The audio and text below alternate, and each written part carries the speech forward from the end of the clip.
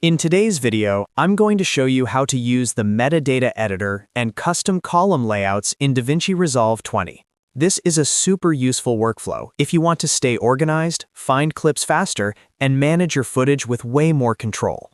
Whether you're working on a big project or just want a cleaner editing setup, these tools can save you a lot of time.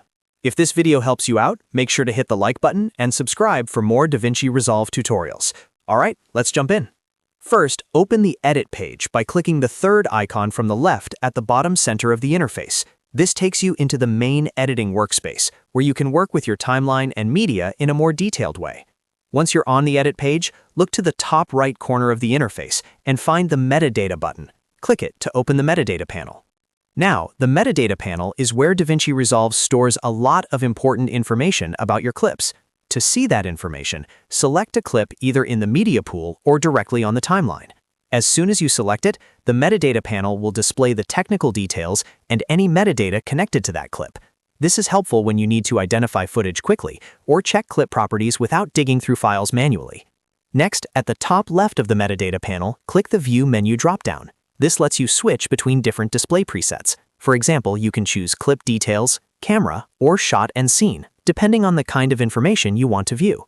Each preset organizes the metadata differently, so you can focus on the details that matter most for your workflow. If you're editing a documentary, for example, you might prefer one layout, while a narrative project may benefit from another. Now let's say you want to manually organize your clips. You can type specific information into fields like Scene, Take, or Description. This is a great way to tag your footage in a more meaningful way, especially if you're working with a lot of B-roll, interviews, or multi-camera shots. Adding these details makes it much easier to search, sort, and identify clips later on. Instead of relying only on file names, you can create a system that actually matches the way you edit. After entering your changes, don't forget to click the Save button at the bottom of the Metadata panel. This is the checkmark icon, and it commits any manual text changes to the clip database. That step is important because if you skip it, your edits may not be properly stored. So whenever you update metadata fields, make sure to save before moving on. Now let's talk about custom column layouts in the media pool. Go to the media pool and click the List View icon in the top right corner. This changes the display so your clips appear in a table format with metadata organized into columns. List View is extremely useful when you want to compare multiple clips side by side and sort through your footage more efficiently. Once you're in List View, right-click on any column header, such as name or duration. A checklist will appear showing all of the available metadata categories. From here, you can select or deselect categories like resolution, FPS, or camera type.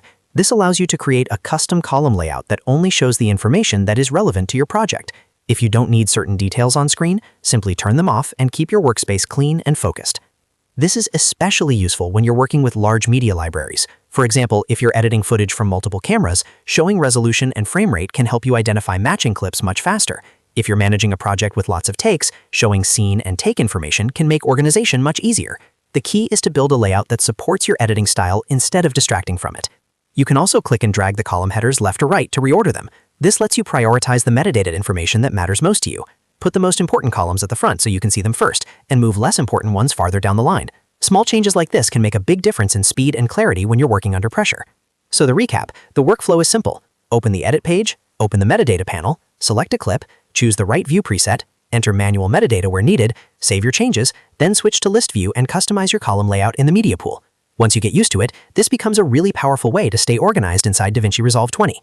If this tutorial helped you, please give it a like and subscribe for more DaVinci Resolve tips, editing workflows, and beginner-friendly guides. Thanks for watching, and I'll see you in the next one.